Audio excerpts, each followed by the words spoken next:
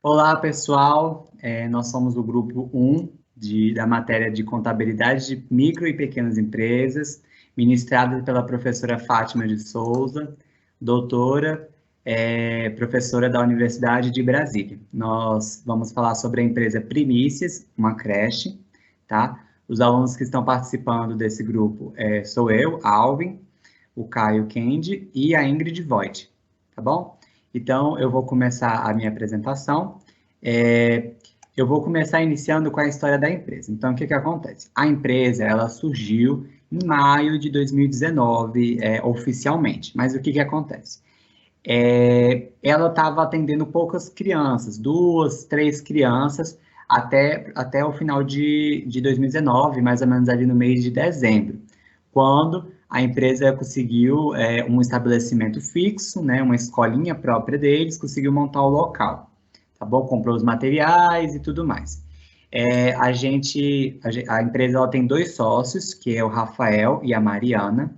Ela está cadastrada no Simples Nacional, e ela enfrentou muitos problemas durante 2020 por causa da pandemia, tá? E por isso ela acabou fechando no final de 2020 também. Ela teve uma reabertura, mas a gente não vai falar sobre os efeitos contábeis disso ao longo de 2020. A gente vai tratar apenas dos 3 primeiros meses do ano de 2020, trazendo também, de certa forma, um pouco desse impacto, tá? Então, vamos lá. Aqui a gente tem o documento, né, a comprovante de inscrição e de situação cadastral da escola. Como a gente disse, ela está extinta porque ela pediu para fechar. Ela é uma empresa formalizada, ela na verdade tem uns pequenos adendos, alguns probleminhas na parte da formalização, que o nosso colega Caio vai conversar um pouco mais. Mas ela é uma empresa que se considerou microempresa, ela atua na área de educação, né, como eu disse, é uma creche.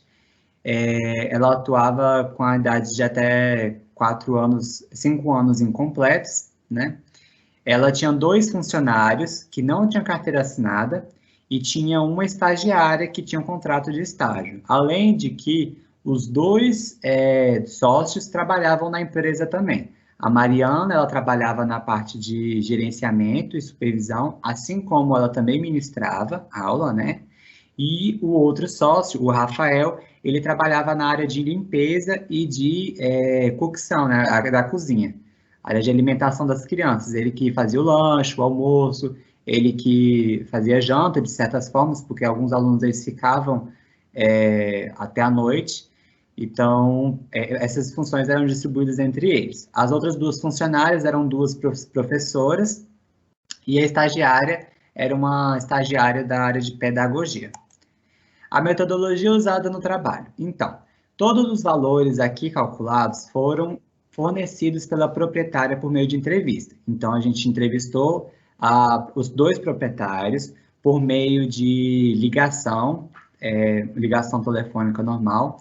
A gente foi tirando algumas informações. Também foram realizadas visitas para poder averiguar alguns valores na parte de custos, tá bom? Além disso, como eu disse, esses dados são referentes ao período de janeiro a março de 2020. Terminamos em março porque em abril teve o lockdown. Então, teve um impacto, eles tiveram que fechar a creche e ficou fechada até o final do ano de 2020. E por isso a empresa fechou, não tinha dinheiro para poder continuar se mantendo e os pais não estavam mais pagando a mensalidade, tá? E outra coisa, a gente também utilizou o livro do Garrison para poder fazer alguns cálculos gerenciais. Demonstrações. Aqui temos o balanço patrimonial da empresa. A empresa ela surgiu com um capital social de R$ 10.000, que foi aplicado principalmente na área de equipamentos.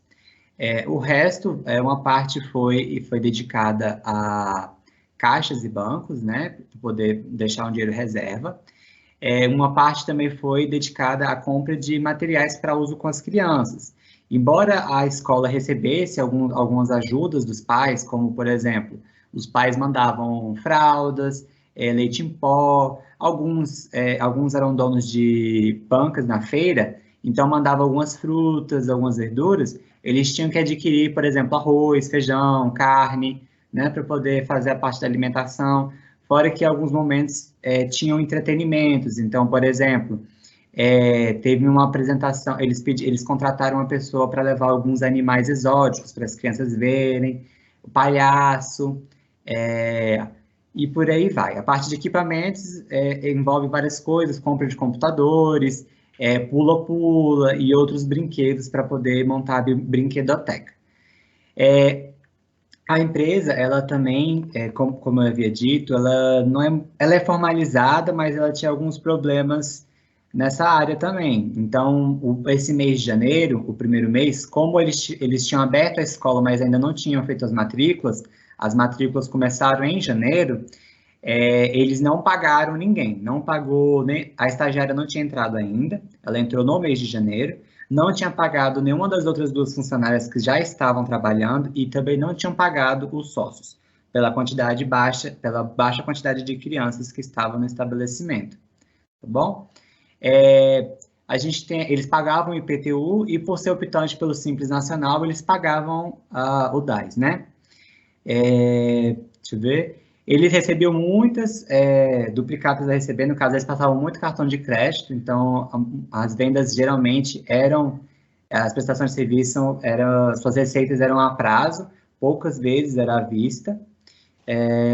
E eles também, no início de janeiro, eles anteciparam 2 aluguéis, por isso nós temos despesas antecipadas no valor de 2.400. Eles pagaram o mês de janeiro e eles anteciparam o mês de fevereiro e o mês de março. Ok. Aqui é a parte do custo de prestação de serviços. Isso aqui foi como a gente calculou. Eles tinham gasto de alimentação no valor de R$ 600. Alimentação no sentido de compras no mercado grande, um Ultrabox, atacando o dia a dia, uma coisa assim, aquelas compras do mês.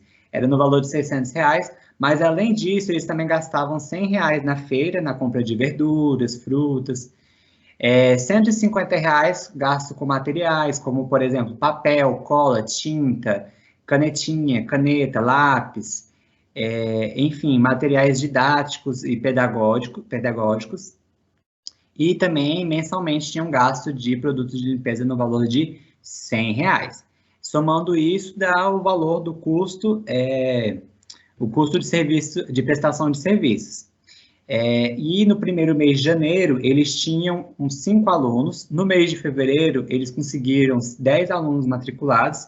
E no mês de março, antes do lockdown, eles tinham um total de 25 alunos. Tá joia? E agora eu vou passar a apresentação para o Caio Kendi. Bom, eu sou o Caio. Como o Alvin falou, vou falar um pouco agora da DRE. A empresa, né, ela era uma MEI. Ela era antes considerada uma MEI. O problema é que, na formalidade, ela não poderia ser considerada uma MEI, porque ela tem mais de um funcionário, ademais, ela tem 2 sócios, né?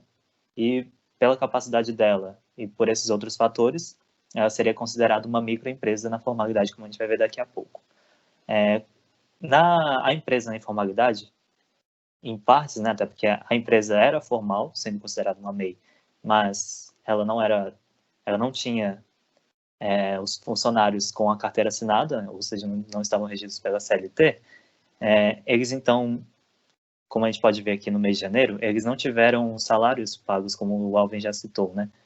E que isso não poderia acontecer na formalidade. Como eles trabalharam, eles deveriam sim receber pelo serviço prestado, né? E por isso essa diferença tão grande de um mês para o outro, né? A partir de fevereiro, a despesa operacional sobe tanto. Aqui já na formalidade, a empresa seria considerada uma microempresa, como o Alvin também já mostrou, seria pelo Simples Nacional, no anexo 3, que ela se encaixaria, com a alíquota então de 6%, até pelo valor bruto arrecadado que eles teriam no ano, e a gente pode ver uma diferença bem grande em relação às despesas operacionais, já de cara. Até porque a empresa, ela agora teria que pagar o salário mínimo, o salário mínimo, além do salário mínimo, o salário família, porque uma das funcionárias tinha um filho, ou tem um filho ainda, né? E E o que a gente pode perceber é isso. Nos outros meses também eles retiraram o Prolabore, né? No primeiro mês consideramos que eles não retiraram, até porque não é uma obrigação, é optativo. E como a gente pode perceber, né, em ambos na informalidade ou na formalidade, a empresa teve prejuízo nos 2 primeiros meses, né, e na informalidade ela teve um lucro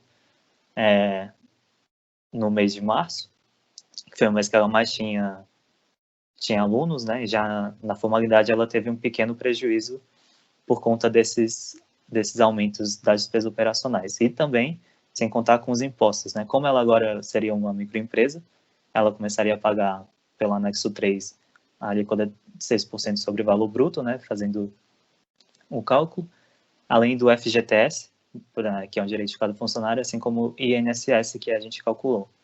E que a gente chegaria nesse valor total de cada mês, que vocês podem ver de R$ 389,97 no mês de janeiro, e assim por diante, com aumento significante a cada mês, certo? O que aumentaria os impostos, né, e afetariam o lucro da empresa. E aí, a gente fazendo uma comparação entre a formalidade e a empresa na formalidade ou informalidade, a gente percebe que teve uma diferença não tão significante, né, mas uma diferença entre a formalidade e a informalidade em relação ao lucro líquido, né, da empresa, que no primeiro mês foi mais afetado pela questão dos impostos e direitos trabalhistas, como FGTS e INSS, e além do Simples Nacional, que estaria com a alíquota maior, né? Nos outros meses, da mesma forma, que seriam enquadrados, né? Bom, a gente percebe que realmente na informalidade eles receberiam mais, teriam um lucro, né? Como no mês de março teriam um lucro, diferente na formalidade, que teria um prejuízo, mesmo pequeno, mas a diferença no trimestre, né, é até significante, de R$3.000. E, enfim, a nossa colega Ingrid vai comentar melhor na conclusão sobre os impactos da formalidade ou informalidade na questão trabalhista. E é isso. Eu vou falar da formação do preço de venda. Então, para calcular o preço de venda, é necessário a gente calcular o markup. O markup, ele é um indicador que ele vai ser utilizado para a marcação de preço de venda ou de serviço ideal e leva em consideração tanto as despesas fixas quanto as variáveis e a margem de lucro. Nós fizemos os cálculos e consideramos uma margem de lucro de 10%, né? E através disso nós obtemos um markup de 5,34. O preço de venda, que aí nesse caso vai ser calculado como sendo o custo total unitário do produto multiplicado pelo markup, que a gente obteve o valor de 1.521,08. O ponto de equilíbrio, né? Assim como o próprio nome sugere, o ponto de equilíbrio ele é aquele ponto que tanto as despesas da empresa, sejam elas fixas ou variáveis, e suas receitas totais, eles ficam em total equilíbrio, uma vez que o lucro e o prejuízo estarão no zero. Aí, nós calculamos o ponto de equilíbrio como sendo os custos totais dividido pela margem de contribuição unitária. Sendo a margem de contribuição unitária, o valor total da margem de contribuição do período dividido pela quantidade de alunos daquele mês. Então, a margem de contribuição nesse ponto, para a fórmula do ponto de equilíbrio, ela é muito importante, pois ela indica justamente se a receita total da empresa ela vai ser suficiente para cobrir as despesas e ainda assim gerar lucros. Dessa forma, a gente conseguiu obter, no mês de janeiro, a gente teve um probleminha com o ponto de equilíbrio que ele deu negativo. No próximo slide, a gente vai entender um pouco por quê. Já no mês de fevereiro, a gente já conseguiu obter um ponto de equilíbrio, nesse caso, em quantidade de 25,70. Como nós calculamos isso? Pegamos os custos fixos ali de 5.400, dividimos pela margem de contribuição unitária, 210,8, 11 e obtemos esse valor de 25,70. Já o ponto de equilíbrio em valor, a gente colocou ponto de equilíbrio, 25,70, e multiplicamos pelo valor que foi estipulado de mensalidade, né, pelos sócios, de R$ 400, que aí deu um valor de 10.280,48. Já em março, nós tivemos uma margem de contribuição unitária de 330,96 e um ponto de equilíbrio 16,32, um ponto de equilíbrio em valor como sendo 6.526,51.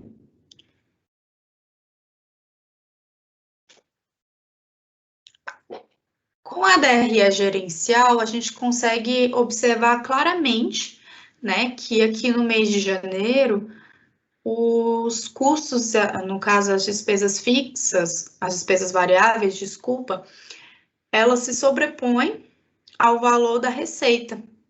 Era os despesas variáveis de 2.307,41 sobre as receitas de R$2.000. Então, a gente já consegue observar aqui que a margem de contribuição e, consequentemente, o seu lucro líquido foi negativo.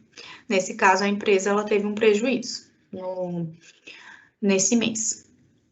Já no mês de fevereiro, a gente observa que as despesas fixas, nesse caso aqui, vão se sobrepor, né, às receitas de prestação de serviço. Só as despesas fixas de 5.400 já se sobrepõe o valor das receitas de R$4.000. Então, constatando que, mas nesse período nós não obtivemos, né, uma margem de contribuição negativa, mas sim um prejuízo, justamente porque a margem de contribuição é calculado mediante as despesas variáveis, né? E no mês de março, nós tivemos o lucro líquido, uma margem de contribuição também mais estável, né? Justamente porque aumentaram, né, a quantidade de crianças, eram 25 crianças nesse período, fazendo com que aumentasse o valor das receitas de R$10.000, né? A gente passou de 2.000, 4.000 para R$10.000. Então, a gente já consegue observar uma melhora significativa. Então, as conclusões que a gente pode tirar, né, dessa empresa é que ela não vai ter sustentabilidade a longo prazo, né, justamente porque nos 2 primeiros meses ali, das informações que a gente teve acesso, né, ela já teve um prejuízo. E o valor da mensalidade, né, no caso o preço de venda, ele tem que ser alterado, justamente para conseguir suprir os gastos da empresa e gerar lucro ao mesmo tempo, né? E nesse caso, ela precisa formalizar seus funcionários, né? Porque os funcionários não têm carteira assinada, né? E por quê, né, nesse caso? Porque uma relação empregatícia saudável, ela começa com os direitos de cada parte sendo respeitados. Por isso, ter trabalhadores não registrados pode desencadear uma série de problemas. A assinatura da carteira de trabalho, ela vai muito além de regularizar o trabalhador. Este ato tem o papel de garantir direitos trabalhistas e previdenciários ao empregado, como o FGTS, seguro-desemprego, licença maternidade, etc. E caso não haja a formalização do trabalho, na reforma trabalhista de 2017, foi estipulado multa para as micro e pequenas empresas de R$800 por funcionário, ou seja, a empresa Primícias pagaria R$1.600, que seria uma despesa relevante, com base nos resultados. E para ser formalizada, né, no caso ela é formalizada e optante pelo Simples Nacional, a empresa ela tem também uma carga tributária ali que deve ser paga. E é isso, pessoal. Muito obrigada pela atenção.